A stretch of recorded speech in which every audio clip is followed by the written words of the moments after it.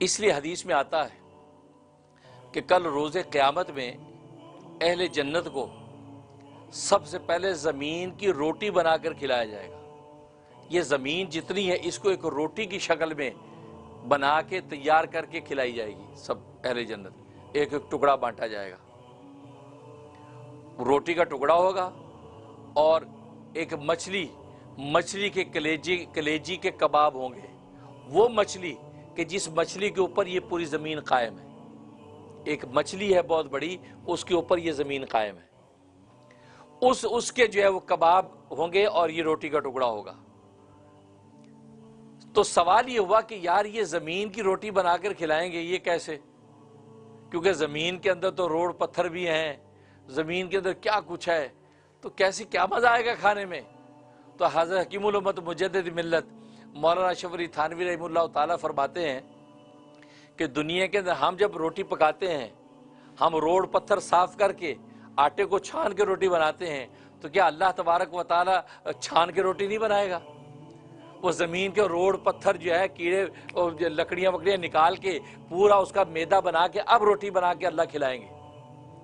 اب سوال یہ کہ اس کا فائدہ کیا ہے؟ اس کا فائدہ کیا ہے؟ فائدہ اس کا یہ ہے کہ اصل میں جتنی لذتیں ہیں، جتنے کھانے پینے کی لذتیں ہیں، اللہ تبارک و تعالیٰ نے زمین کے اندر رکھی ہیں۔ ساری لذتیں زمین میں ہیں، آپ کا کھانا، آپ کا پینا، آپ کا میٹھا، آپ کا کڑوا، سب زمین سے نکلتا ہے۔ آپ کے پھل فروٹ کی ساری لذتیں زمین سے نکلتی ہیں، آپ کے سبزیوں کے سارے ذائقے زمین سے نکلتے ہیں۔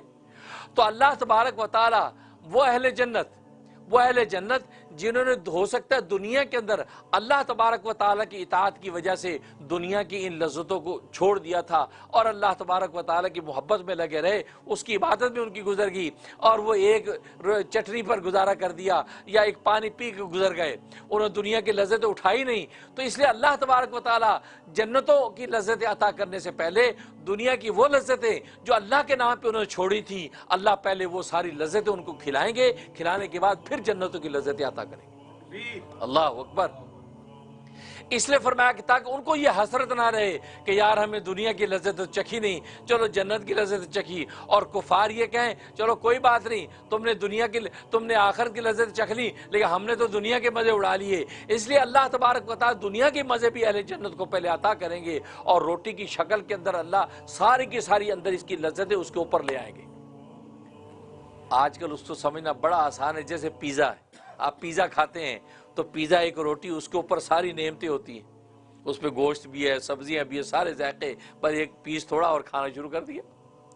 تو بالکل گویا کہ ایک طرح کا پیزا ایسا تیار ہو جائے گا کہ ساری اندر کی جو لذت ہے زمین کی اس کی روٹی کے اوپر پھیلا دی جائیں گی، اور جب اہل جنت کھائیں گے تو وہ لطف آئے گا کہ جس کی کوئی نظیر نہیں۔ اس لیے اللہ تبارک و تعالیٰ پہلے دنیا کی نعمتیں کھلانے کے بعد اب جنتوں کی نعمتیں ان کے لیے جاری و ساری ہو جائیں گی۔ اس لیے فرمایا کہ دنیا کے اندر جو کچھ پیدا کیا، خلق لکم، تمہارے فائدے کے لیے پیدا کیا، تمہارے نفع کے لیے پیدا کیا، کیونکہ لام نفع کے لیے آتا ہے۔ تو اس سے یہ بات ثابت ہوئی کہ دنیا کے اندر جو کچھ ہے سب حلال ہے۔